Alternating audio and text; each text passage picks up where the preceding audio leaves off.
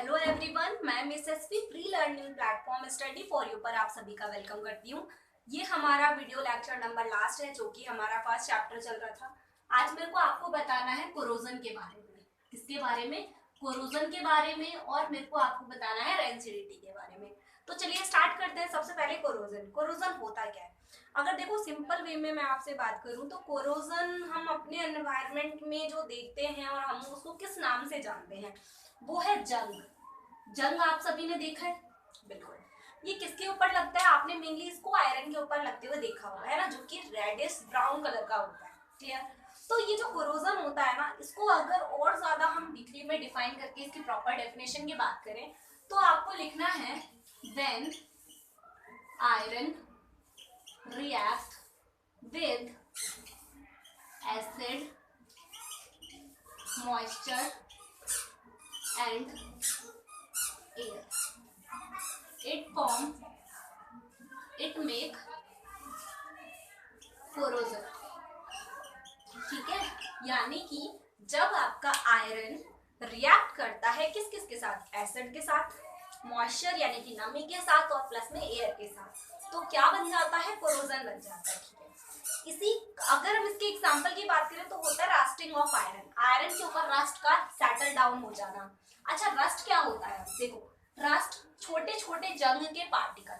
आपने देखा होगा कि जब हम किसी प्रोसेस के थ्रू, जैसे कि कोई एक मेटल सरफेस है, ये एक मेटल है, इसके ऊपर कोरोजन लगा हुआ है, जब आप उसको हटाने की कोशिश करोगे, रब करोगे, तो क्या होगा? उसके छोटे छोटे पार्टिकल ना नीचे गिरने लग जाएंगे। और जो छोटे छोटे पार्टिकल जो इसके ऊपर सेटल डाउन थे, ये छोटे छोटे पार्टिकल जब ये नीचे गिर गए, इन पार्टिकल को कहते हैं रस्ट पार्टिकल। क्या कहते हैं? रस्ट पार्टिकल कहते हैं। और जब ये पार्टिकल धीरे धीरे इस मेटल के ऊपर सेटल डाउन होना स्टार्ट कर देते हैं तो उसे क्या कहते हैं? Rusting of iron. I hope आपको क्लियर हो गया होगा। और कोरोजन भी हमारा ऑक्सीडेशन का एग्जाम्पल है। क्या है ये? एक तरीके से ऑक्सीडेशन रिएक्शन। अगर बात करें कोरोजन के फॉर्मूले की, देखो रस्ट का जो फॉर्मूला होता है ना, वो कई बार आपसे पूछ लिया जाता है कि कोरोजन का फॉर्मूला बताइए, तो वो देखते हैं जरा। देखो, जब आपका Fe रिएक्ट करता है ऑक्सीजन प्लस वाटर के साथ, ठीक है, और कितना वाटर होता है? x मॉलिक्यूल ऑफ वाटर होता है। आप उसको डिटरमाइन नहीं कर सकते कि भाई कितने मॉलिक्यूल ऑफ वाटर आपका वहां पर प्रेजेंट होता है। देन जो आपका प्रोडक्ट मिलता है वो होता है Fe2O3 डॉट XH2O, यानी कि x मोल ऑफ वाटर। ये हमारा फॉर्मूला होता है हाइड्रेटेड फेरिक ऑक्साइड। किसका? Hydrated ferric oxide. अगर मैं ओनली इतने का बात करूं तो इसका नाम होता है फेरिक ऑक्साइड। आपसे जनरली भी पूछ लिया जाता है कि what is the formula ferric oxide, तब आपको यही लिख के आ जाना है। इसके बाद आ जाते हैं इसके प्रिवेंट के मेथड। अगर आपको ये क्लियर हो गया तो फटाफट से इसको नोट करिए। देन इसके बाद हम देखते हैं इसके प्रिवेंट के मेथड क्या क्या है। ठीक है,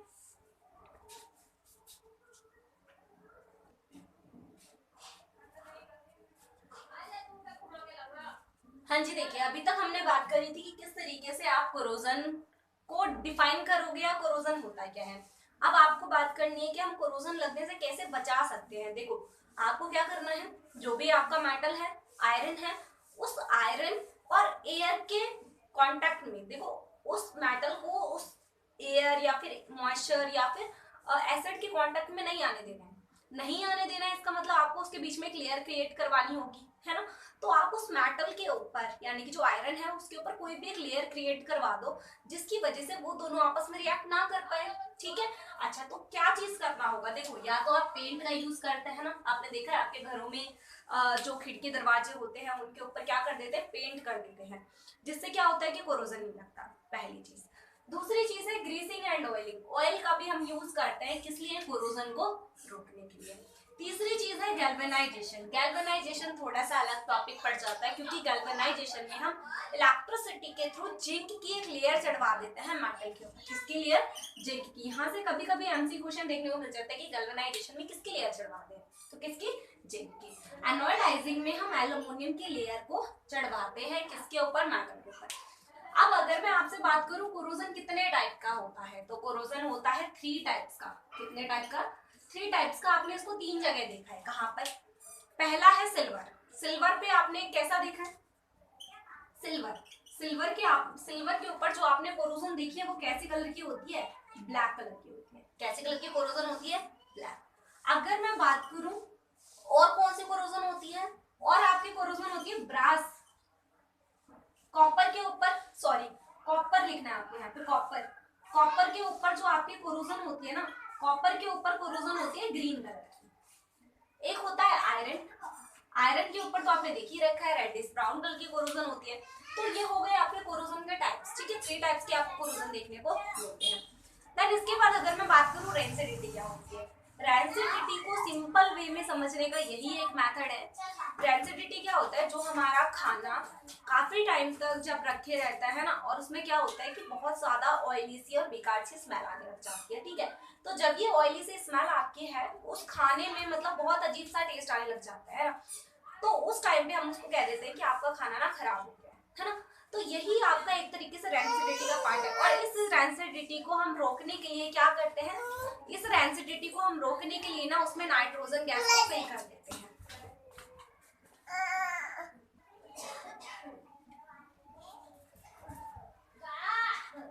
हाँ जी, तो अभी मैंने आपको बताया कि उसमें नाइट्रोजन गैस को फिल करवा देते हैं, ठीक है। अब जो भी आपके चिप्स पैकेट्स होते हैं, जितने भी चीजें आप लेकर आते हैं, आप क्या देखते हैं उसके अंदर ना एयर फिल है, वो एयर होती है नाइट्रोजन।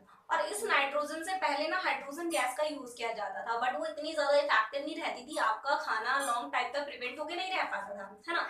तो उसके बाद आपने इस चीज का यूज करा। अब बात करते हैं कि अगर हम घर में डेली बेस में किस तरीके से अपने खाने को प्रिवेंट कर सकते हैं। आपने देखा है हम एयर टाइट कंटेनर का यूज करते हैं, अगर बिस्किट वगैरह हम रख देते हैं तो क्या हो जाता है, वो उसमें बहुत ज्यादा मॉइस्चर हो जाता है ना।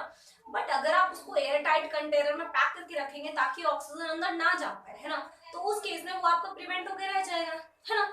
तो ये भी आपका जो रेंसिडिटी है वो भी आपका एक तरीके से ऑक्सीडेशन है, क्योंकि ऑक्सीजन के साथ रिएक्शन हो जाती है, ठीक है।